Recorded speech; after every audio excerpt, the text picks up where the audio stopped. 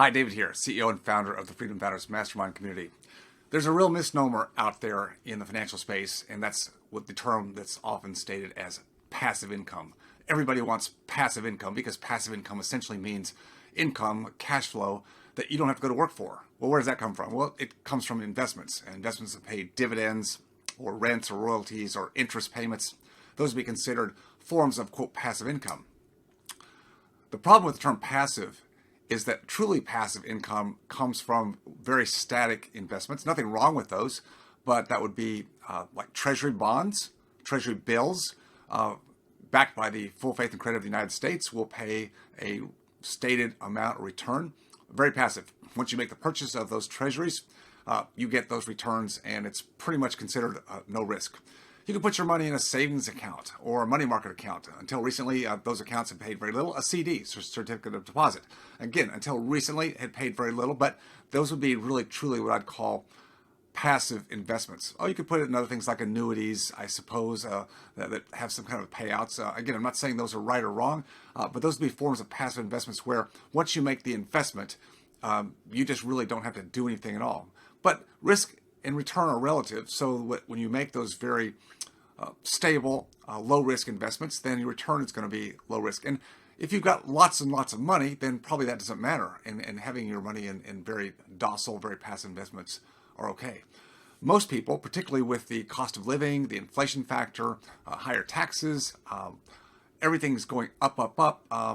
Most people, even those that are moderately or relatively well-to-do today by society's definition or standards, find that they have to derive a higher return on investments. Once you stop working in your job, career, practice, profession, you stop working, you harvest, what out of your sale of your business, if you have that, that equity. You may have 401ks or IRAs or money you put away kind of towards a retirement plan, and that's all good. That's all good. But now you're at a point where you have to make that money, make those investments actually work for you. Now, as I said earlier, there's very tried and true would be to put them in very low-risk, stable denominations like treasuries and CDs and money markets and that sort of thing. But the problem is, even today, on a relative basis, unless you've got a lot of money, those returns aren't going to be enough to sustain you with, again, the increasing costs going up. So passive.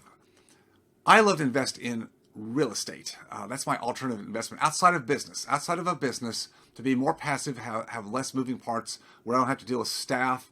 I don't have to deal with customers or clients. Now you say, well, what about tenants? Yeah, but I don't have to deal with them. I can actually make a more passive investment in different aspects of real estate, but it's still not 100% passive. That's the point I want to make to you.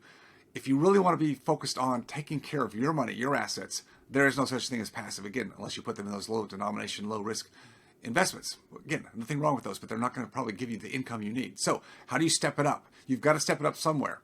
Abdicating your investments to Wall Street, money managers, financial planners, financial advisors who work off the products, the financial products on Wall Street. My opinion is there's a lot more volatility there. If you've lived enough years, you know what I'm saying, that when the market's up, it's great. When the market goes down, it's bad news. In fact, there's a lot of financial planners who would say to people who are trying to retire, you should be okay. Famous words, you should be okay, as long as, again, famous words, as long as there's the supposition that there's not a market correction in the first 2 or 3 years of your, quote, retirement. They know that that's a fact, and so they don't have a plausible remedy for that other than just keep your fingers crossed. I don't like those odds. That's where taking a more forward, proactive, intentional direction or advocacy for your own money is important. But I know what you're saying. Gee, David, that's a lot to learn. I've been told by a lot of people, the mainstream people, the groups that advocate for financial Wall Streets, plural, Wall Street, that you shouldn't, that you need to just give them your money and you do the work you do. And maybe that's a fair statement for a while. Maybe when you're young and you're really focused on your skill set and getting started, and maybe you just want to have a disciplined savings plan, so you put it in some kind of index funds or something like that. I have no problem with that at all. But the problem is, at some point, you've got to grow up. We have to mature. And this force that they try to give all of us about you can't do it yourself, we'll take care of it for you, I think is a bad move.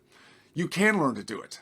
Look, I learned to do it. Now I learned to do it kind of the hard way, but probably a good way, over 40 plus years, very experiential learning. I was hands-on, but I started when I was in my 20s. All right. Most of the people I work with in Freedom Founders are not in their 20s. In fact, it'd be way too young. Most are at the earliest are in their late 30s, and we go all the way up into the mid 60s.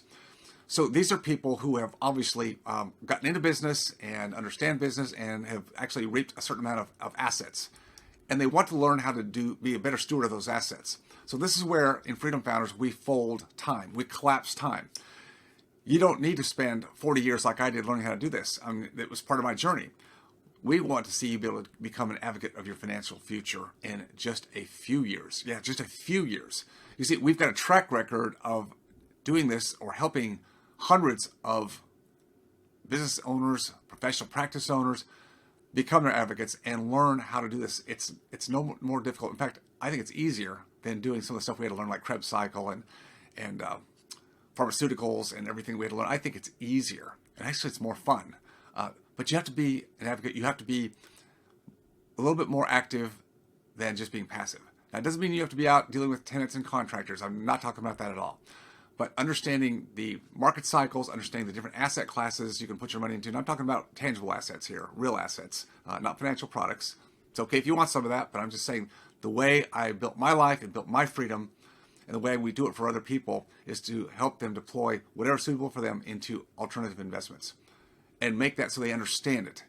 It's like, you don't give your money to me. I don't do it for you. I do it with you. We do it with you. We have a community, a tribe that helps our members make this happen. And we're successful over and over again because we've done it long enough. We know how to do it. We know how to make people become their best advocate. So if this is something you're looking for, if this is something that's been on the back of your mind, but you just wonder how to do it, there may be a way. Love to talk to you if there's a place for us to work together. Take care. I'll talk to you next time.